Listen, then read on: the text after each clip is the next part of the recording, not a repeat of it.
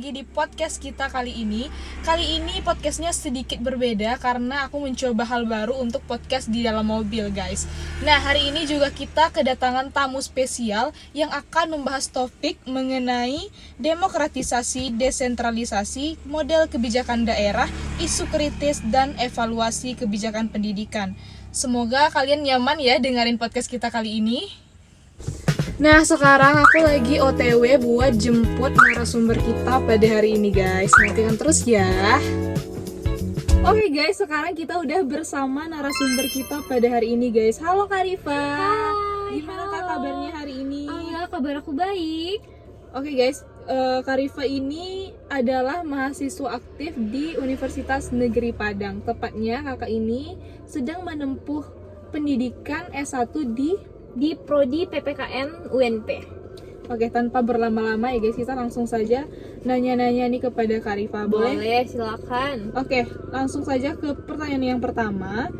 Gimana Apa nih? sih sebenarnya yang dimaksud demokratisasi pendidikan, Kak Rifa? Oke, demokratisasi pendidikan berarti pendidikan tuh harus terbuka bagi semua, memberi kesempatan yang adil, melibatkan masyarakat dalam proses pengambilan keputusan. Artinya pendidikan tidak boleh hanya dikelola dari atas, tetapi harus mendengar suara sekolah, guru dan orang tua dan masyarakat tentunya. Nah, terus gimana sih kaitannya dengan desentralisasi, Kak? Desentralisasi memindahkan ke sebagian kewenangan dari pusat ke daerah. Daerah diberi ruang untuk mengatur anggaran, mengembangkan kurikulum lokal, merancang program yang sesuai kebutuhan daerah atau wilayah. Keuntungannya, kebijakan lebih konseptual dan cepat, tetapi jika kapasitas daerah lemah bisa muncul ketimpangan. Karena itu, pengawasan, transparansi, dan peningkatan kompetensi sangat diperlukan. Nah, terus Kak, gimana sih contoh model kebijakan pendidikan di daerah?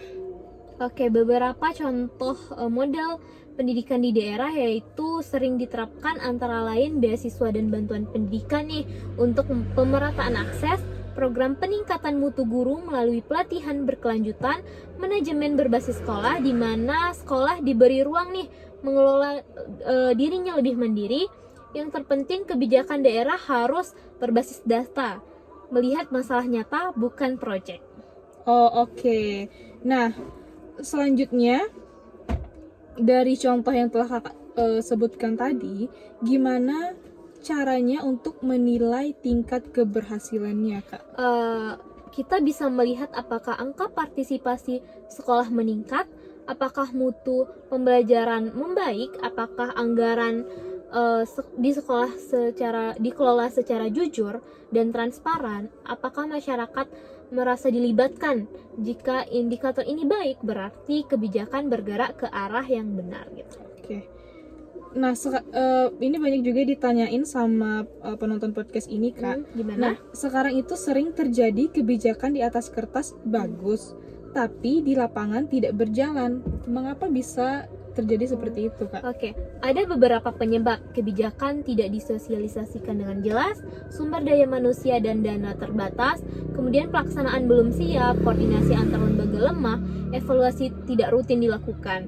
Oleh karena itu, implementasi memerlukan pelatihan bagi guru dan kepala sekolah, panduan teknis yang mudah dipahami, komunikasi terbuka antar pihak gitu, serta monitoring yang terus-menerus. Berarti semuanya harus disiapkan secara matang ya, guys. Betul, Kak Naila. Nah, terus apa aja isu kritis yang perlu diperhatikan dalam kebijakan pendidikan, Kak Rifa? Oke, beberapa isu penting antara lain Standar Nasional Pendidikan (SNP), liberalisasi pendidikan, profesionalisme dan kompetensi guru, manajemen pengelolaan sekolah, pengalihan kewenangan SMA atau SMK, partisipasi masyarakat dalam kebijakan.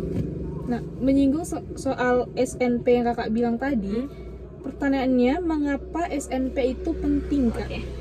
Baik Kak Naila, SNP penting karena SNP memastikan setiap sekolah memiliki standar minimal yang sama. Tanpa SNP, kualitas pendidikan akan berbeda jauh antara sekolah yang memiliki standar yang lebih di atas gitu dengan sekolah yang jauh di bawahnya. Oh, oke. Nah, selanjutnya gimana dengan liberalisasi pendidikan, Kak Rifa? Oke, liberalisasi pendidikan merupakan fenomena ketika pendidikan masuk ke logika bisnis. Di satu sisi bisa mendorong inovasi, tetapi di satu sisi lainnya berpotensi membuat pendidikan mahal. Karena itu, peran negara tetap penting agar pendidikan tidak hanya untuk yang mampu, tetapi untuk semua khalayak umum. Jadi semuanya harus sama rata ya. Betul sekali. Nah, ini kita udah di pertanyaan terakhir, Kak. Ya. Pertanyaannya, mengapa kebijakan harus terus dievaluasi? Oke, kenapa kebijakan harus terus dievaluasi gitu? Karena kebijakan bukan sesuatu yang sakral. Ia harus diuji apakah benar-benar bermanfaat. Lalu dalam evaluasi biasanya kita bisa melihat efektivitasnya. Apakah tujuannya tercapai, efisiensinya, apakah biaya sesuai manfaat gitu, keadilan, siapa yang mendapat dan siapa yang tertinggal, kemudian keberlanjutan, apakah bisa dijalankan terus menerus. Evaluasi membantu memperbaiki kebijakan agar lebih tepat sasaran. Oke, jadi evaluasi itu emang penting ya, Kak, untuk Iya, sangat penting. kita menilai apakah kebijakannya sudah tepat, apakah itu sangat bermanfaat ataukah tidak bermanfaat bagi masyarakat. Jadi itu sangat penting ya. Betul sekali. Oke, dengan berakhirnya pertanyaan terakhir kita, guys, maka podcast ini akan segera berakhir juga. Terima kasih kepada kalian yang udah menonton podcast ini. Semoga apa yang disampaikan oleh Kak Rifa ini dapat menjadi ilmu yang bermanfaat bagi yang mendengarkannya. Mungkin ada kesan-kesan dari Kak Rifa. Kesan-kesan Kesan-kesannya karena ini udah sore ya guys, jadi agak-agak. Oke, untuk teman-teman yang mendengarkan podcast ini, tetap semangat dalam menjalankan aktivitasnya, tetap semangat dalam sekolah, terus tetap safety, karena sekarang kan banyak musibah gitu, apalagi di Padang gitu. Kebetulan aku di Padang, guys.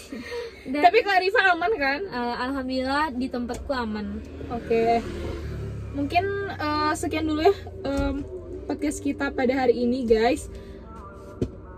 Kita closing dulu ya, Kak Rifa. Boleh. Oke, terima kasih.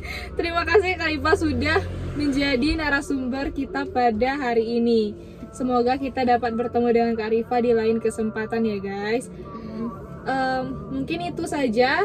Wassalamualaikum warahmatullahi wabarakatuh. Bye.